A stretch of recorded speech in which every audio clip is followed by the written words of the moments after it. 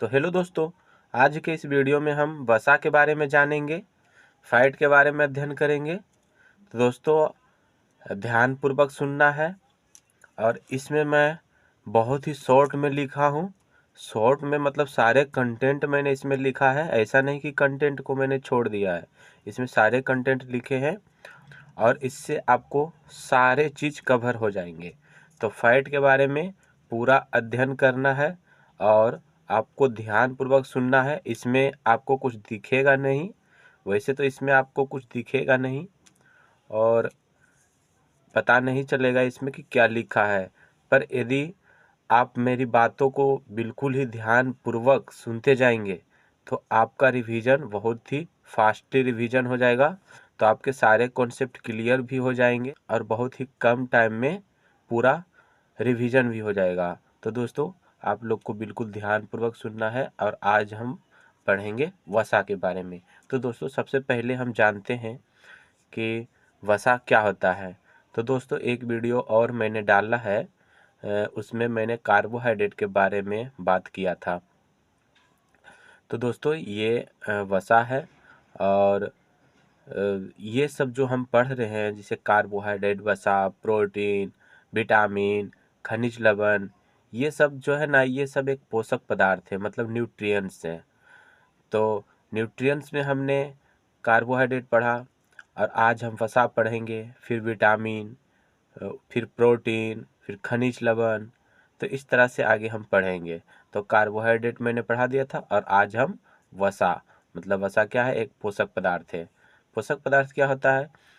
भोजन में जो चीज़ें हमारे लिए आवश्यक है और जो हमें ऊर्जा दे, हमारे शरीर का वृद्धि और विकास करे और रोग प्रतिरोधक क्षमता का विकास करे हमारे शरीर में। तो ये सब चीज़ें जो हमारे शरीर के लिए आवश्यक है, इन सब की जो पूर्ति करता है वो भोजन में मौजूद होता है और भोजन में मौजूद वैसे पदार्थ को ही पोषक पदार्थ कहते हैं। तो वसा भी एक तरह का पोषक पदार्थ है। वसा से हमें ऊर्जा मिलती है। दोस्तों वसा में कार्बन, हाइड्रोजन और ऑक्सीजन होता है, मतलब इन कार्बन, हाइड्रोजन, ऑक्सीजन का मिश्रण होता है। वसा में हाइड्रोजन की मात्रा ज़्यादा होती है और ऑक्सीजन की मात्रा कम होती है। दोस्तों वसा की बात करें तो वसा की प्राप्ति हमें घी हो गया, वनस्पति घी हो गया, खाद्य तेल हो गया, चर्बी आदि से प्राप्त होता है। दोस्तों वसा जल में घुलनशील नहीं होता है। आप देखते होंगे कि जब तेल को किसी पानी में डालते होंगे तो तेल पानी में नहीं घुलता होगा। तेल क्या है? एक तरह का फैट है, वसा है। तो वसा जो है जल में घुलनशील नहीं है। वसा दोस्तों पेट्रोलियम में घुलनशील होता है, एल्कोहल में घुलनशील होता है, डिटर्जेंट में घुलनशील होता है, बेंजीन में घुलनशील होता है। तो वसा जल में नहीं घुलता है, लेकिन वसा पेट्रोलियम, एल्कोहल, डिटर्जेंट, बेंजीन, इन सब में वसा घुल जाता है, आसानी से घुल जाता है।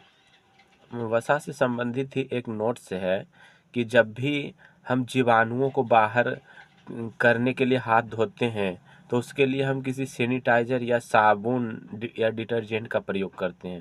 दोस्तों ऐसा हम क्यों करते हैं? तो दोस्तों इसका सीधा सा आंसर है कि बैक्टीरिया, जीवाणु जो होती है उसकी बाहरी जो खोल होता है ना दोस्त, वो वसा का बना होता है, फैट का बना होता है। और फैट जो होता है चूँकि जल में घुलनशील नहीं है, तो जल में घुलनशील नहीं है तो जल में हम धोएंगे तो वसा हटेगा ही नहीं, वसा हाथ से नहीं हटेगा। तो उसको हटाने के लिए हम क्या प्रयोग करेंगे? तो डिटर्जेंट, साबुन, ये सब क्या है, ये सब में वसा घुलती है, तो इन सब से आसानी से बैक्टीरिया बाहर निकल जाता है, घुलते हुए बाहर निकल जाता है। तो ये नोट्स देख ली हमने कि साबुन हम क्यों लगाते हैं हाथ में, ये आप समझ लिए। दोस्तों वसा जो होता है वो 3 तरह का होता है, संतृप्त वसा, असंतृप्त वसा, प्रासंतृप्त वसा। संतृप्त वसा की बात करें तो दोस्तों संतृप्त वसा क्या है? देखो, संतृप्त वसा मतलब कि जो वसा हमारे रूम टेम्परेचर पर ठोस अवस्था में हो। रूम टेम्परेचर हमारा नॉर्मल कितना होता है? 20 से 22 डिग्री सेल्सियस। तो 20 से 22 डिग्री सेल्सियस पर जो वसा ठोस अवस्था में मिले तो उस वसा को हम कहेंगे संतृप्त वसा। जैसे कि घी आपने देखा होगा, घी कैसा रहता है, ठोस अवस्था में रहता है हमारे रूम टेम्परेचर पर। चर्बी हो गया, चर्बी ठोस अवस्था में रहता है। नारियल का तेल आपने देखोगे कि उसको धूप में रखते तब पिघलता है, लेकिन रूम टेम्परेचर पर लाने पर क्या हो जाता है, वह ठोस अवस्था में रहता है। तो नारियल का तेल हो गया, उसी तरह ताड़ का तेल हो गया। तो ये सब क्या है, एक संतृप्त वसा है। संतृप्त वसा मतलब कि जो रूम टेम्परेचर पर ठोस हो, तो उसे कहेंगे संतृप्त वसा। दोस्तों, संतृप्त वसा में जो कार्बन और कार्बन के बीच जो बॉन्ड होता है वो सिंगल बॉन्ड होता है। संतृप्त वसा का एक केमिकल स्ट्रक्चर है कि संतृप्त वसा में कार्बन कार्बन के बीच सिंगल बॉन्ड होता है। चूंकि वसा कार्बन हाइड्रोजन ऑक्सीजन से मिलकर बना है, तो वसा में कार्बन भी है। अब कार्बन है तो एक से ज़्यादा कार्बन भी उसमें है, तो एक से ज़्यादा कार्बन, सभी कार्बन जो है आपस में सिंगल बॉन्ड के थ्रू बंधे हुए रहते हैं। दोस्तों, संतृप्त वसा में कार्बन हाइड्रोजन ऑक्सीजन की मात्रा पर्याप्त होती है। संतृप्त वसा में कार्बन हाइड्रोजन ऑक्सीजन तीनों एक बैलेंस रूप में होता है। दोस्तों, आगे है कि जब हम ज़्यादा मात्रा में वसा का सेवन कर लेते हैं तो हमारे शरीर में लो डेंसिटी लिपोप्रोटीन कोलेस्ट्रॉल की मात्रा बढ़ जाती है। दोस्तों, यहाँ कोलेस्ट्रॉल का मतलब ये हुआ कि जब हम ज़्यादा वसा का सेवन करते हैं तो हमारे शरीर में जो यकृत है, उस यकृत के द्वारा अतिरिक्त वसा को प्रोटीन और वसा में बदल दिया जाता है। तो वह प्रोटीन और वसा ही कोलेस्ट्रॉल है, ठीक है। और वह वसा और प्रोटीन जब हमारे ब्लड में मिल जाता है तो उसको हम कहेंगे लिपोप्रोटीन, ठीक। तो कोलेस्ट्रॉल हमारे ब्लड में मिला तो हम बोले उसको लिपोप्रोटीन हो गया। मतलब कि कोलेस्ट्रॉल हमारे ब्लड में मिलेगा तो वो क्या बन जाएगा, फिर लिपोप्रोटीन। तो यहाँ है लो डेंसिटी लिपोप्रोटीन की मात्रा बढ़ जाती है। लो डेंसिटी लिपोप्रोटीन का मतलब क्या हुआ, तो लो डेंसिटी लिपोप्रोटीन में क्या होता है कि प्रोटीन की मात्रा कम होती है और वसा की मात्रा ज़्यादा होती है। मतलब वसा और प्रोटीन दोनों मिला तब लिपोप्रोटीन हुआ। और जब वसा ज़्यादा मिल रहा है, प्रोटीन कम मिल रहा है, तो उसको हम कहेंगे लो डेंसिटी लिपोप्रोटीन। तो यही यहाँ पे बोल रहा है कि यहाँ पे जब हम ज़्यादा वसा का सेवन करते हैं तो हमारे शरीर में लो डेंसिटी लिपोप्रोटीन कोलेस्ट्रॉल की मात्रा बढ़ जाती है। क्योंकि वसा ज़्यादा ले रहे हैं तो हमारे ब्लड में वसा ही ना ज़्यादा बढ़ेगा, मतलब हमारे ब्लड में वसा ही ज़्यादा जाएगा। तो जब वसा ज़्यादा जा रहा है तो उस क्या बढ़ रहा है, लो डेंसिटी लिपोप्रोटीन बढ़ रहा है। और इससे क्या होगा इफेक्ट, साइड इफेक्ट ये होगा कि हमारे शरीर मोटापा का शिकार हो जाएगा और हार्ट अटैक का खतरा बना रहेगा। दोस्तों, नेक्स्ट है कि सामान्य मात्रा में यदि हम वसा का सेवन करते हैं तो यह हमारे मस्तिष्क की क्रियाशीलता के लिए अच्छा होता है। इसलिए हमें वसा को एक समान मात्रा में ही उपयोग करना चाहिए, ज़्यादा नहीं करना चाहिए। दोस्तों, संतृप्त वसा खत्म हो गया, आगे है असंतृप्त वसा। दोस्तों, आप जानते हैं कि असंतृप्त वसा क्या है। दोस्तों, असंतृप्त वसा क्या है, तो संतृप्त वसा में हमने देखा कि नॉर्मल टेम्परेचर, रूम टेम्परेचर पे वसा जो था वह ठोस अवस्था में था, लेकिन असंतृप्त में क्या होता है कि नॉर्मल टेम्परेचर पे यह लिक्विड अवस्था में रहता है। तो इसी को हम कहेंगे असंतृप्त वसा कहेंगे। असंतृप्त वसा में क्या होता है कि जो वसा है वह नॉर्मल टेम्परेचर, रूम टेम्परेचर पे लिक्विड अवस्था में रहता है, तो उसको हम कहेंगे असंतृप्त वसा। जैसे कि एग्जाम्पल हो गया सरसों का तेल, सोयाबीन का तेल, सूरजमुखी का तेल, मछली का तेल, ये सब क्या है, ये सब असंतृप्त वसा है। ये सब तो आप लोग भी देख सकते हैं, इसमें ज़्यादा दिमाग लगाने की ज़रूरत नहीं है। दोस्तों, असंतृप्त वसा में क्या होता है कि हाइड्रोजन की मात्रा कम होती है और संतृप्त वसा में हाइड्रोजन की मात्रा ज़्यादा। दोस्तों, संतृप्त वसा में कार्बन, हाइड्रोजन, ऑक्सीजन की मात्रा पर्याप्त रहती है, मतलब तीनों वायलेंस रूप में रहता है। इस वजह से वह ठोस रूप में होता है। लेकिन असंतृप्त वसा में क्या होता है कि हाइड्रोजन की मात्रा कम रहती है, इसी वजह से वह लिक्विड अवस्था में रहता है रूम टेम्परेचर पर। तो आपने समझ लिया कि रूम टेम्परेचर पे असंतृप्त वसा लिक्विड क्यों रहता है, क्योंकि उसमें हाइड्रोजन की मात्रा कम रहती है।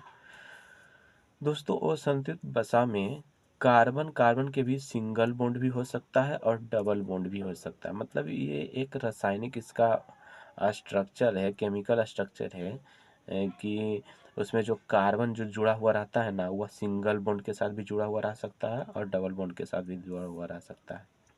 दोस्तों, नेक्स्ट है परासंतृप्त वसा। परासंतृप्त वसा को हम सिंपल वे में कह सकते हैं कि यह एक मानव निर्मित वसा है, मतलब कृत्रिम वसा है जिसे कि मानव ने बनाया है। तो जो वसा मानव ने बनाया है उसी को कहते हैं परासंतृप्त वसा। जैसे कि इसका एक फेमस एग्जाम्पल आप देख सकते हैं, डालडा। डालडा आप लोग जानते ही होंगे। तो डालडा क्या है? एक ट्रांस फैट है, कृत्रिम वसा है। दोस्तों यह ट्रांस फैट कृत्रिम वसा बहुत ही हानिकारक है, मतलब हमारे सेहत के लिए बहुत ही हानिकारक है, इसका यूज नहीं करना चाहिए। तो परासंतृप्त वसा क्या है? यह एक मानव निर्मित है। तो मानव निर्मित है तो मानव ने इसको कैसे बनाया? तो परासंतृप्त वसा में क्या होता है कि जो असंतृप्त वसा है, जो लिक्विड फॉर्म में वसा है, उसमें और ज़्यादा हाइड्रोजन की मात्रा मिला दिया जाता है। तो जब हम ज़्यादा हाइड्रोजन की मात्रा मिला देंगे तो क्या होगा? वह ठोस बन जाएगा। और इसके लिए उत्प्रेरक के रूप में प्रयोग किया जाता है निकल का। तो जब हम वनस्पति तेलों में अलग से हाइड्रोजन मिलाते हैं और निकल उत्प्रेरक की सहायता से, तो इसी को हम कहते हैं वनस्पति तेलों का हाइड्रोजनीकरण। और इसी प्रक्रिया द्वारा मानव निर्मित वसा का निर्माण होता है।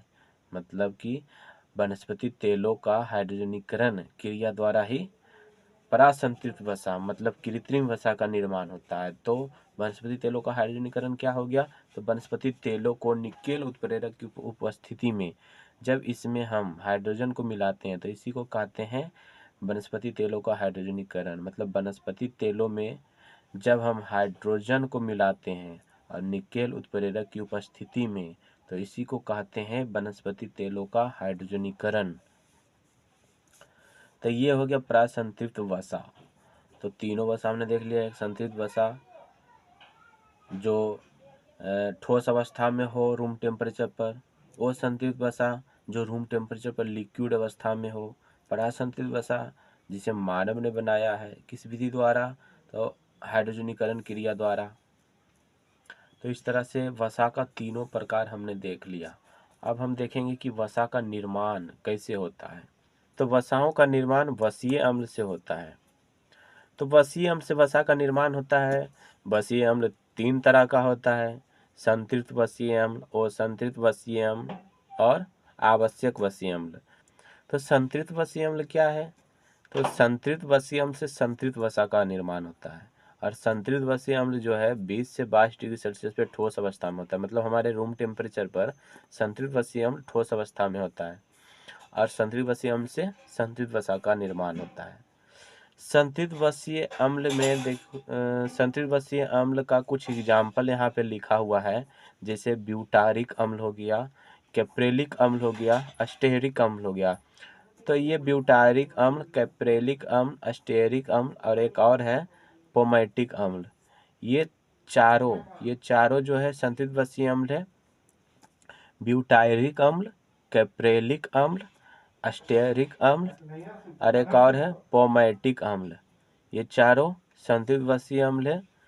संतृप्त वसा बनती है, संतृप्त वसीय अम्ल से संतृप्त वसा बनती है। ब्यूटायरिक अम्ल जो है मक्खन में पाया जाता है और मक्खन में सुगंध लाने का काम करता है। कैप्रेलिक अम्ल जंतु वसाय में पाई जाती है और अस्टेरिक अम्ल जंतु वसाय में पाई जाती है, नारियल के तेल में पाई जाती है अस्टेरिक अम्ल। तो इस तरह से चार अम्ल हमने देखा जो कि संतृप्त वसीय अम्ल था। तो संतृप्त वसीय अम्ल में चार अम्ल कौन कौन सा है? तो ब्यूटायरिक अम्ल, कैप्रेलिक अम्ल, अस्टेरिक अम्ल और पोमैटिक अम्ल। ब्यूटायरिक अम्ल मक्खन में पाया जाता है और मक्खन में सुगंध लाने का काम करता है। कैप्रेलिक अम्ल जंतु वसा में पाया जाता है। अस्टेरिक अम्ल जंतु वसा में पाया जाता है, नारियल के तेल में पाया जाता है। फिर आगे है पोमैटिक अम्ल। इस तरह से चार संतृप्त वसीय अम्ल हमने देख लिया। उसके बाद है कि संतृप्त वसीय अम्ल के दूसरा प्रकार है असंतृप्त वसीय अम्ल। संतृप्त वसीय अम्ल के बाद दूसरा प्रकार है असंतृप्त वसीय अम्ल। वसा का निर्माण वसीय अम्ल से होता है।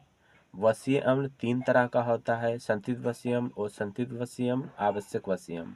संतृप्त वसीय अम्ल का कुछ एग्जाम्पल है जैसे ब्यूटायरिक अम्ल, कैप्रेलिक अम्ल, अस्टेरिक अम्ल, पोमैटिक अम्ल। उसके बाद हम पढ़ेंगे फिर असंतृप्त वसीय अम्ल। वसीय अम्ल क्या होता है? तो यह जो रूम टेम्परेचर पे लिक्विड अवस्था में पाया जाता है। असंतृप्त वसीय अम्ल रूम टेम्परेचर पे लिक्विड अवस्था में पाया जाता है। असंतृप्त वसीय अम्ल का कुछ एग्जाम्पल यहाँ पे, जैसे अम्ल, पोमिओलिक अम्ल, पोमिओलिक अम्ल, और एक है ओलिक अम्ल, पोमिओलिक अम्ल और ओलिक अम्ल, पोमिओलिक अम्ल, ओलिक अम्ल, ये दोनों असंतृप्त वसीय अम्ल है। पोमिओलिक अम्ल, ओलिक अम्ल, ये दोनों असंतृप्त वसीय अम्ल है। आवश्यक वसीय अम्ल क्या है? तो आवश्यक वसीय अम्ल जो हमारे शरीर के लिए आवश्यक है, उसी को कहते हैं आवश्यक वसीय अम्ल। और आवश्यक वसीय अम्ल दो तरह का होता है, एक है कि ओमेगा 3 और एक है ओमेगा 6। तो ओमेगा 3 आवश्यक वसीय अम्ल का रासायनिक नाम है लिनोलोनिक अम्ल, लिनोलोनिक अम्ल। और ओमेगा 6 का रासायनिक नाम है लिनोलिक अम्ल। ओमेगा 3 का रासायनिक नाम लिनोलिक अम्ल, ओमेगा 6 का रासायनिक नाम लिनोलिक अम्ल। तो इस तरह से आवश्यक वसीय अम्ल हो गया। आवश्यक वसीय अम्ल मुख्य रूप से बादाम, अखरोट, एवोकेडो और सूरजमुखी में पाया जाता है। तो इस तरह से हमने वसीय अम्ल देख लिया। वसीय अम्ल का 3 प्रकार जो था, संतृप्त वसीय अम्ल, असंतृप्त वसीय अम्ल और आवश्यक वसीय अम्ल, ये भी देख लिए। फिर संतृप्त में 4 एग्जाम्पल हमने देखा कि ब्यूटायरिक, कैप्रेलिक, अस्टेरिक, पोमेटिक। फिर असंतृप्त में 2 एग्जाम्पल हमने देखा, पोमिओलिक अम्ल, एक ओलिक अम्ल। फिर आवश्यक वसीय अम्ल में हमने देखा कि 2 तरह का आवश्यक वसीय अम्ल है जो हमारे शरीर के लिए आवश्यक है, ओमेगा 3 और ओमेगा 6। ओमेगा 3 का रासायनिक नाम लिनोलोनिक अम्ल और ओमेगा 6 का लिनोलिक अम्ल। फिर आगे हम देखते हैं कि कोलेस्ट्रॉल देखो यहाँ भी आ गया। कोलेस्ट्रॉल पहले भी हमने चर्चा कर लिया था और कोलेस्ट्रॉल यहाँ भी है। तो कोलेस्ट्रॉल का मतलब क्या है? तो अधिक मात्रा में जब हम वसीय अम्ल का सेवन करते हैं, जैसे हमने तेल ज़्यादा खा लिया, मतलब जो भी सोर्स है वसा का, यदि हम वो चीज़ ज़्यादा खा लेते हैं तो हमारे शरीर में वसा की मात्रा ज़्यादा बढ़ जाएगा। फिर क्या होगा कि हमारे यकृत द्वारा उस वसा को प्रोटीन और वसा में बदल दिया जाएगा। तो वह प्रोटीन और वसा जो बदला सम्मिलित रूप से, उसी को हम कहते हैं कोलेस्ट्रॉल। और जब यह कोलेस्ट्रॉल हमारे ब्लड में मिलता है तो उसको हम कहते हैं लिपोप्रोटीन। ठीक है, लिपोप्रोटीन समझ गए हैं क्या है? कि जब कोलेस्ट्रॉल हमारे ब्लड में मिला तो उसको हम कहेंगे लिपोप्रोटीन। दोस्तों लिपोप्रोटीन 2 तरह का होता है, एक लो डेंसिटी लिपोप्रोटीन, एक हाई डेंसिटी लिपोप्रोटीन। तो लो डेंसिटी लिपोप्रोटीन में क्या होता है कि इसमें फैट ज़्यादा होता है और प्रोटीन कम रहता है, इसलिए इसको हम कहते हैं लो डेंसिटी लिपोप्रोटीन। और यह लो डेंसिटी लिपोप्रोटीन जो है ना, यह बैड कोलेस्ट्रॉल है। कैसा कोलेस्ट्रॉल? बैड कोलेस्ट्रॉल, क्योंकि इसमें वसा ज़्यादा है, प्रोटीन कम है, इसलिए इसको हम कहेंगे बैड कोलेस्ट्रॉल। एक है हाई डेंसिटी लिपोप्रोटीन। तो हाई डेंसिटी लिपोप्रोटीन में प्रोटीन की मात्रा ज़्यादा होती है और फैट की मात्रा कम रहता है, इसलिए हाई डेंसिटी लिपोप्रोटीन को कहते हैं गुड कोलेस्ट्रॉल। और यह हमारे शरीर के लिए लाभदायक होता है। एक नोट है कि जब हम किसी खाद्य पदार्थ को खुले में रख देते हैं तो वह खाद्य पदार्थ का ऑक्सीकरण हो जाता है और वह खराब हो जाता है, उसी को कहते हैं रेंसिडिटी। ठीक, मतलब किसी खाद्य पदार्थ का हवा में ऑक्सीकरण जब हो जाता है तो उसको हम कहेंगे रेंसिडिटी। दोस्तों हमने वसा के बारे में पूरा पढ़ लिया। पहले वसा क्या होता है, वसा का कितने प्रकार है, वसा का निर्माण कैसे होता है, ये सब हमने जान लिया। अब हम आगे पढ़ेंगे एमिनो एसिड। तो एमिनो एसिड अब हम नेक्स्ट वीडियो में पढ़ेंगे। आज हमने वसा के बारे में बिल्कुल सब कुछ अच्छे से पढ़ा और आशा करते हैं कि आपको सारा कॉन्सेप्ट क्लियर हो गया होगा। तो आज का वीडियो यहीं तक।